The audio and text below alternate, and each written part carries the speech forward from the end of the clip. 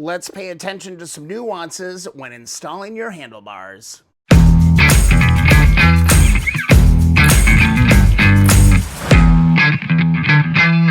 When working on these old Hondas, you're going to see several variations along the way of top handlebar clamps.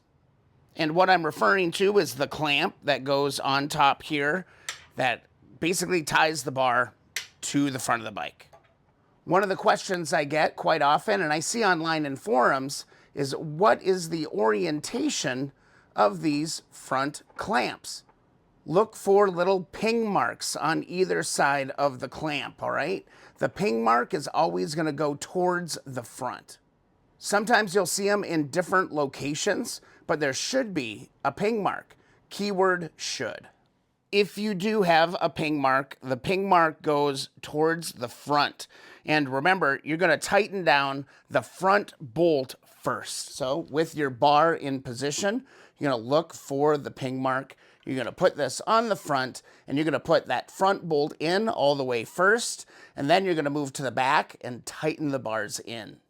If you have ping marks, easy peasy. One thing that I have noticed on the CB160, and I'm going to assume probably on the Super Hawk as well, is that there are no ping marks on the front or the top clamp. If you don't have ping marks, you're going to go and you're going to adjust this by holding on the front of the clamp, orient it so you have gap in the back. So this one is actually going to go this way. See how I have a little bit of gap here? You're going to tighten up your top one, your front one first, and then you're going to tighten up the back one. So that's how you know if you don't have a ping mark. You're just going to hold it and look for where the gap is, and then this is going to be your front.